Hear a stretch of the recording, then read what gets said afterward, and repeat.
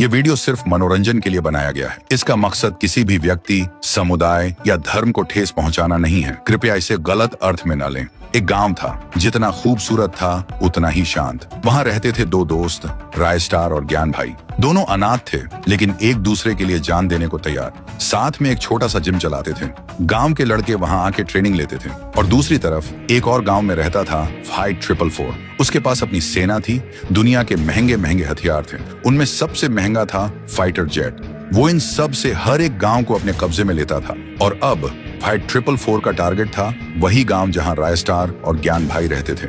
एक दिन फाइट 444 ने अपनी सेना के साथ उस गांव पर हमला कर दिया। आसमान से मिसाइलें, जमीन पर गोलियां, हर तरफ सिर्फ धुआं और आग थी। गांव का हर इंसान घुटनों के बल बैठकर गांव के लिए भीख मांग रहा था। ज्ञान भाई भी वहां था। राय स्टार किसी काम से बाहर गया हुआ था। फाइट 444 चिल्लाकर बोला, आज से ये गांव और इस गांव का सब कुछ मेरा है। तभी ज्ञान भाई गुस्से से बोला, ये गांव हमारा था, हमारा है और हमारा ही रहेगा। उसी वक्त उसको दो बंदूक मिलती हैं और वो दोनों हाथों से बंदूक चलाने लगता है और फिर फाइट 444 के दो आदमी को मार देता है। फाइट 444 कुछ नहीं बोलता, चुपचाप वहां से चला जाता है। गांव के लोग खुशी से उछलने लगते हैं।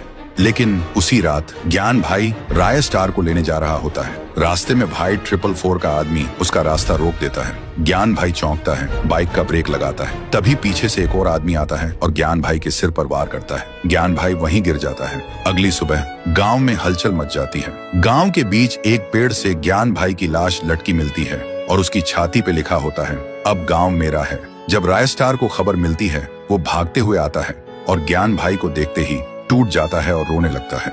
और तब से राय स्टार गांव से गायब हो जाता है। किसी को भी नहीं पता होता है वो कहाँ है। तो दोस्तों, क्या राय स्टार अपने दोस्त ज्ञान भाई की मौत का बदला लेगा? क्या वो वापस आएगा फाइट 444 से टक्कर लेने? अगर आप भी उस दर्द को महसूस कर पाए तो कमेंट में जस्टिस फॉर ज्ञान भाई लिखना मत भूलना। और अगर पार्ट 2 चाहिए तो सब्सक्राइब जरूर करना, क्योंकि कहानी यहीं खत्म नहीं होती। ये तो सिर्फ शुरुआत है।